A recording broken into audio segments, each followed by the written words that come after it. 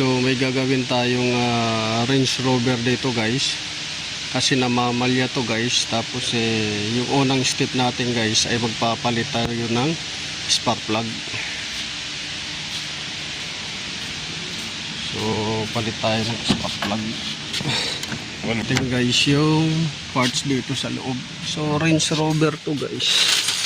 So palit spark plug yung first step natin to. Ayan. Tingnan natin ang unit to guys, Range Rover Evoque. So yan yung ano natin yan guys. Ngayon i-share ko sa inyo, papalit tayo ng spark plug ng Range Rover dahil ang issue nito guys ay namamalya. Tapos may misfiring siya. Okay naman yung compression testing niya. Kaya yung first step nito guys ay palit ng spark plug. So i-share ko lang sa inyo guys yung gagawin natin ngayon guys. Yung Chevrolet Suburban ko guys, kulang na lang ng filter, oil filter, hindi pa napalitan. Yan, so waiting. So jump muna tayo guys sa Range Rover natin gagawin. Papalit tayo ng spark plug. Maliit lang naman makina natin to guys. Makina nito 4 cylinder lang. So yun i-share natin sa inyo ngayon. Ipapalit tayo ng spark plug. So sundan nyo lang ngayon sa video para magkaroon kayo ng idea. So ito guys yung natin ipapalit na bagong spark plug. 4 na piraso spark plug. Tapos na-approve rin pala guys yung thermostat, kasi yung may issue rin to guys na delay yung opening ng thermostat.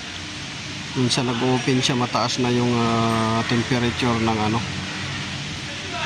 tubig bago siya nag-open. So na-approve rin pala guys, magpapalit tayo thermostat at saka spark plug.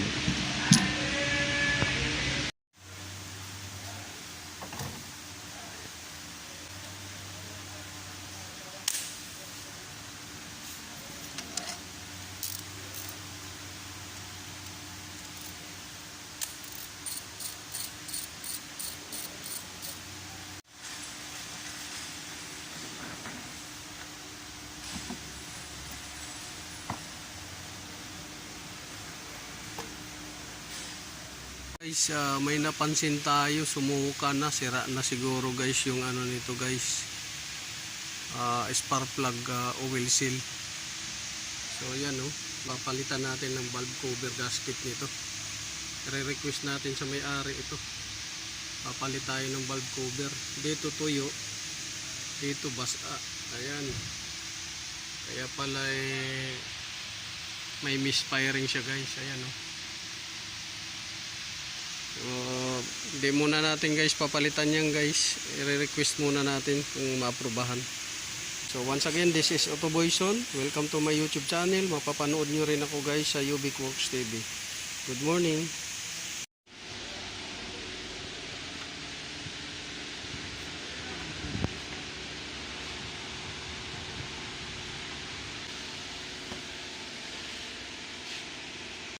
So ngayon guys, iti-check natin ngayon guys kung anong code makuha natin dito sa Land Rover o Range Rover Evoque. So maraming diyan, transmission, fluid, marami. So check natin dito sa computer.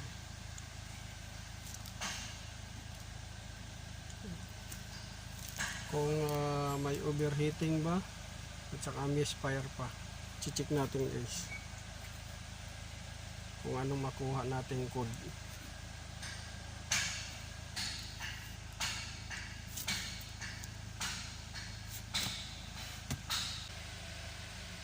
Kasi yung complaint nito guys dati guys ay nag-overheat at saka namamalya daw, misfire, may multiple misfire.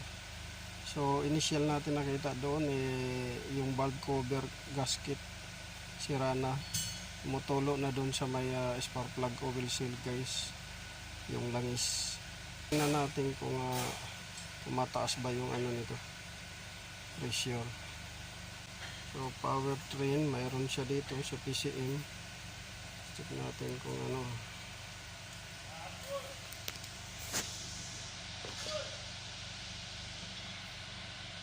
So puro history yung ano, internal timer performance, intake A, camshaft position response, slow bank, circuit performance, intake valve control solenoid, tapos evaporated emission, coolant temperature sensor, intermittent. So talagang hindi siya gumagamit na yung thermostat. So yung guys, yung ano natin guys, papalitan rin natin yung thermostat niya. So ngayon guys, tatanggalin na natin guys yung thermostat.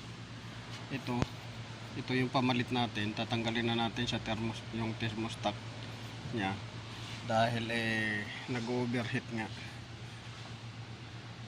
Ang code niya is intermittent, tapos ang description ng code niya guys ay early, early opening and delay opening ng thermostat. So yun yung code niya guys ng description. So ito yung thermostat guys, ito yan. So medyo may kahirapan to guys, kaya pagtiyagaan natin na matanggal. So yun lang guys, update ko kayo guys pagkatapos nito. Land Rover, yung model niya is Range Rover Evoque. So sundan nyo lang guys yung video para magkaroon kayo ng idea paano magtanggal. So konting hawi lang ng mga hoses or harness, madudukot na ninyo guys. Pero yung description talaga nito at saka step by step procedure is tinatanggal talaga tong intake. Ito, intake plenum chamber, para makapwesto yung kamay mo. Pero yung sa atin, ang ginawa natin ay shortcut lang. So ayan guys, yan yung luma sa kaliwa. So stack up na talaga siya guys, kaya nagdi-delay opening yung thermostat valve. Sa kanan naman guys, yan yung papalit nating bago. So dyan guys, makikita ninyo, dyan nakaupo yung nakakabit yung thermostat valve sa butas na yan guys. So lilinisin natin yan bago natin ikabit yung bagong thermostat valve guys.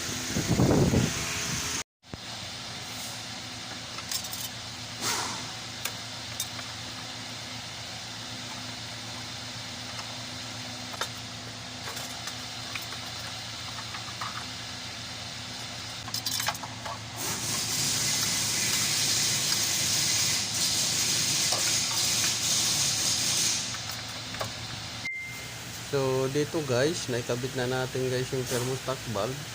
Maglalagay na tayo ng tubig sa reservoir tank guys, para mapaandar natin at masubukan natin kung magdidili pa ba siya or mag-aakto pa siya na mag-overheat.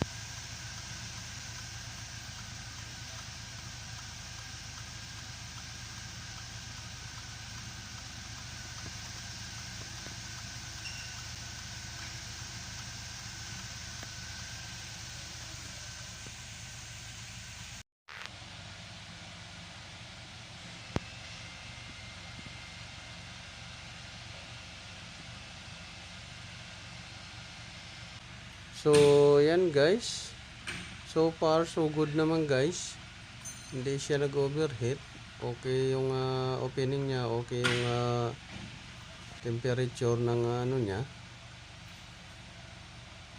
thermostat, at saka yung tubig niya. So dinilit muna natin guys yung mga DTC code na history. So ngayon titingnan natin kung okay ba yung opening ng thermostat valve. So dyan makikita ninyo na yung temperature niya, tsaka yung percentage niya. ng opening niya.